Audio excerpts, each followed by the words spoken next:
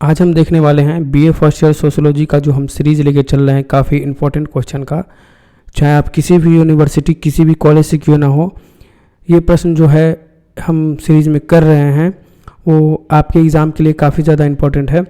तो उस सीरीज़ का हम ये छठा वीडियो देखेंगे जिसमें मैं आपको नोट्स प्रोवाइड करा रहा हूँ। हालांकि मैं आपको वीडियो लेक्चर प्रोवाइड करा रहा था तो आप लोगों के आग्रह पे कि आप लोगों ने बोला था कि सर नोट्स प्रोवाइड कराइए सीधे हैंड रिटन नोट्स, तो मैं ये आप लोगों को प्रोवाइड करा रहा हूँ। अगर आप पीडीएफ चाहते हैं तो टेलीग्राम चैनल पर जुड़ जाए, लिंक आपको डिस्क्रिप्शन बॉक्स में मिल जाएगा। और इस तरह और भी जो वीडियो है इस चैनल पे मिलने वाले हैं, तो चैनल को ज़रूर सब्सक्राइब कर ले। और अगर आपको कुछ कमी लगती है, आपको लगती है कि इसमें कुछ कमी है वीडियो में, तो कमेंट करके ज़रूर बताइए ताकि मैं इसमें सुधार कर सकूँ। तो पहला जो प्रश्न है वो है परिस्थिति किसे कहते हैं। प्रश्न ये मैंने बस सिंपल लिख दिया है कि परिस्थिति किसे कहते हैं। इससे जो प्रश्न पूछे जाते हैं कई तरीके से पूछे जाते हैं। जो परिस्थिति के प्रकार है वो भी आपसे पूछ लिए जाएंगे, इसकी विशेषताएं पूछ ली जाएंगी। तो कई तरह से ये प्रश्न आपके पूछे जाते हैं और सोशियोलॉजी का जो समाजशास्त्र का फर्स्ट ईयर का काफ़ी इंपॉर्टेंट ये क्वेश्चन है, हर बार आपसे पूछा जाता है।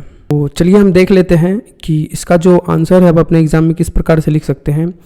तो परिस्थिति किसे कहते हैं, पहले हम लिखना स्टार्ट करेंगे कि सामाजिक परिस्थिति का अभिप्राय, यानी कि आप अभिप्राय मतलब होता है मतलब संबंधों में व्यक्ति की स्थिति से है। समान बोलचाल में हम कहा करते हैं कि उस व्यक्ति की सामाजिक स्थिति अच्छी नहीं है। समान बोलचाल में लोग बोला करते हैं कि जैसे कि उस व्यक्ति की सामाजिक स्थिति अच्छी नहीं है या फिर उस व्यक्ति की जो सामाजिक स्थिति अच्छी है।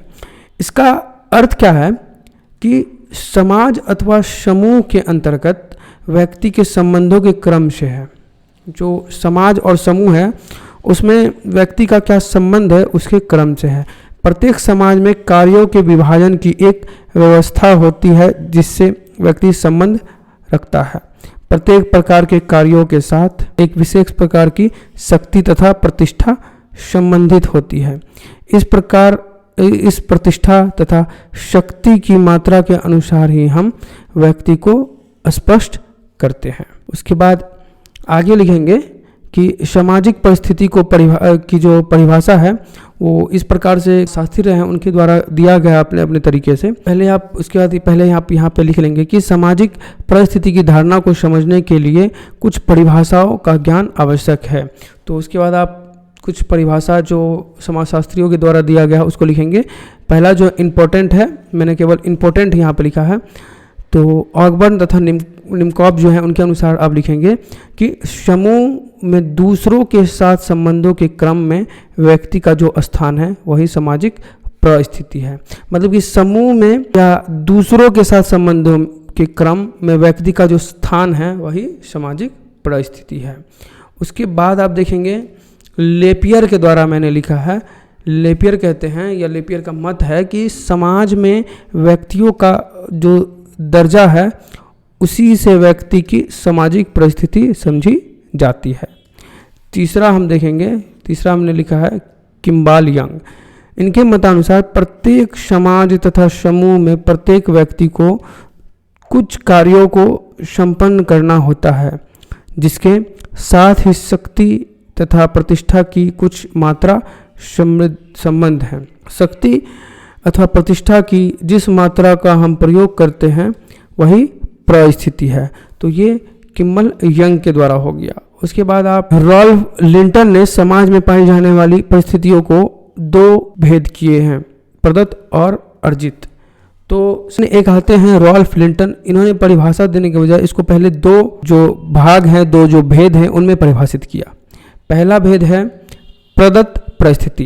तो परिस्थिति की दो भेद है, आपको यहाँ पे अच्छे से पढ़ना है क्योंकि आपसे प्रदत्त और अर्जित जो परिस्थिति है दोनों में अंतर भी आपसे पूछा जा सकता है। तो सबसे पहले हम प्रदत्त परिस्थिति को लिखेंगे कि इसको आरोपित परिस्थिति के नाम से भी जाना जाता है, यानी कि प्रदत्त परिस्थिति को आरोपित परिस्थिति के नाम से जाना जाता है। अनेक परिस्थितियाँ ऐसी होती हैं जो व्यक्ति को जन्म से ही प्राप्त हो जाती है। इसमें व्यक्ति की योग्यता अथवा कार्य कुशलता का कोई योगदान नहीं होता है। इनके उदाहरण हैं जो व्यक्ति राजघराने में उत्पन्न होगा। मान लीजिए जो व्यक्ति राजघराने में उत्पन्न होगा, स्वाभाविक है कि समान घराने में जो जन्म लेने वाला व्यक्ति होगा उसकी स्थिति में ऊंचा होगा या सर्वश्रेष्ठ होगा, या जाति, कुल, आयु भेद या लिंग भेद, परिवार में बच्चों की संख्या, माता पिता का निधन आदि कुछ ऐसी स्थितियां हैं वो अलग होगा जो व्यक्ति को एक स्थिति प्रदान करती है। इससे ही हम प्रदत्त स्थिति के नाम से जानते हैं। तो ये प्रदत्त स्थिति हो गया। उसके बाद हम देखेंगे अर्जित स्थिति। अर्जित स्थिति क्या है? व्यक्ति अपने गुणों के आधार पर जो हम अर्जित करता है उसको हम अर्जित स्थिति कर सकते हैं काफ़ी कम शब्दों में। तो यहाँ पे हम लिखेंगे कि अपने गुणों के आधार पर प्रयास करके जिन परिस्थितियों, पदों अथवा स्थानों को प्राप्त करता है उसे हम लोग क्या कहते हैं? अर्जित स्थितियाँ कहते हैं, या अर्जित स्थितियाँ कहलाती है। जो व्यक्ति साहसी, निपुण और धैर्यवान होते हैं वे समाज में महत्वपूर्ण स्थितियां प्रदान कर लेते हैं। उदाहरण के लिए लाल बहादुर शास्त्री एक साधारण स्थिति से उठकर भारत के प्रधानमंत्री पद तक पहुंचे। तो ये क्या था? वो उनके द्वारा अर्जित की गई स्थिति थी। ठीक है। तो प्रदत्त और प्रदत्त एक तरह से आप समझ सकते हैं जो प्रकृति द्वारा आपको मिले, और अर्जित जो आप अपने जीवन काल में, चाहे आप नौकरी पाते हैं या कुछ भी करते हैं, जो धन आप अर्जित करते हैं, तो वो आपकी स्थिति है, वो आपकी अर्जित स्थिति है। अब हम प्रदत्त और अर्जित स्थितियों में अंतर देखेंगे। वैसे तो आप ऐसे करके, जैसे यहाँ पे प्रदत्त लिखा हुआ है तो आप यहाँ पे बीच में लाइन देके आप अर्जित स्थिति यहाँ पे आप लिख सकते हैं। लेकिन अगर हम कहें यहाँ पे जो है पेज इतना चौड़ा नहीं था इसलिए मैंने ऐसे करके लिखा है। आप लेकिन ऐसे करके जरूर लिखेंगे क्योंकि आपके एग्जाम में जो कॉपी मिलेगी आपको ज़्यादा चौड़ा मिलेगी। ठीक है। स्थिति का पहला जो अंतर है, समाज द्वारा प्रदान की जाती है। प्रदत्त क्या है? समाज द्वारा हम या प्रकृति द्वारा प्रदान की जा सकती कह सकते हैं। दूसरा इसमें हम लिखेंगे पॉइंट कि इसका आधार प्रथाएं, परंपराएं, आदर्श, मूल्य आदि है। ठीक है। तीसरा इसका जो पॉइंट है यह समाज की समान स्थिति को प्रकट करती है, जैसे माता पिता, भाई बहन आदि। चौथा है इसके आधार अपेक्षाकृत अस्थायी होते हैं। उदाहरण के लिए जातिगत स्थितियाँ अस्थायी सी रहती है। पांचवा जो है कि इसके लिए व्यक्ति को प्रयास नहीं करना पड़ता है, समाज द्वारा सहज प्राप्त हो जाती है या फिर प्रकृति द्वारा प्रदान की जाती है। छठा है इसका निर्धारण लिंग भेद, आयु भेद, जन्म, जाति, प्रजाति, नातेदारी आदि के आधार पर होता है। सातवां है ये अनिश्चित होती है, मतलब कि जो प्रदत्त स्थिति होती है ये अनिश्चित होती है।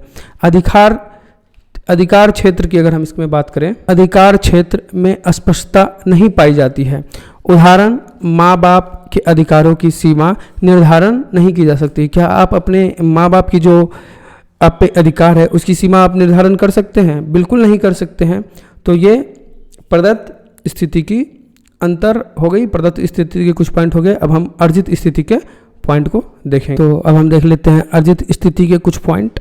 उसके बाद आप आसानी से जो है इसका प्रदत्त और अर्जित स्थिति में अंतर लिख पाएंगे।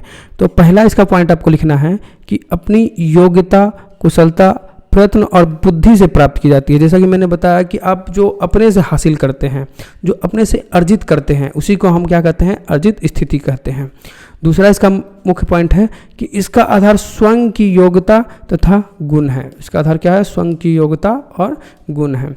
तीसरा इसका पॉइंट है विशिष्ट स्थिति को प्रकट करती है, जैसे कि डॉक्टर, प्रोफेसर आदि। ये आप खुद से ही बन सकते हैं, खुद की मेहनत के बल पे ही बन सकते हैं। ये ना तो आपको प्रकृति द्वारा प्रदान की जाती है, ना ही समाज के द्वारा आपको प्रदान की जाती है। उसके बाद इसमें चौथा पॉइंट है कि इनमें मूल्यांकन परिवर्तन होते हैं, जैसे धन, शिक्षा, व्यवसाय, राजनीतिक स्थितियाँ आदि। ठीक है। और पांचवा है कि इसके लिए व्यक्ति प्रयास करना होता है, व्यक्ति का जो है इसके लिए प्रयास करना होता है। ये आपको कहीं से प्राप्त नहीं हो सकती, इसके लिए आप मेहनत करेंगे तभी ये आपको प्राप्त हो सकती है। छठा पॉइंट है इसका निर्धारण शिक्षा, प्रशिक्षण, व्यवसाय, धन और राजनीतिक सत्ता आदि हो सकते हैं। इसका जो निर्धारण है शिक्षा, प्रशिक्षण, व्यवसाय, धन आदि, राजनीतिक आदि, सत्ता आदि से हो सकते हैं। सातवां क्या है कि ये अधिक स्पष्ट होती है क्योंकि यहाँ अधिकारों का निर्धारण स्पष्ट पाया जाता है, जैसे प्रधानमंत्री और प्रचार मतलब आपके प्रिंसिपल। तो कैसी लगी ये वीडियो आप हमें कमेंट करके ज़रूर बताएं, और इसमें हम क्या और ज़्यादा अच्छा कर सकते हैं आप हमें कमेंट करके ज़रूर बताएं। क्या आपको इसी तरह के और नोट्स चाहिए या फिर आप वीडियो लेक्चर चाहते हैं? चलिए मिलते हैं अगले वीडियो में, तब तक के लिए बहुत बहुत धन्यवाद।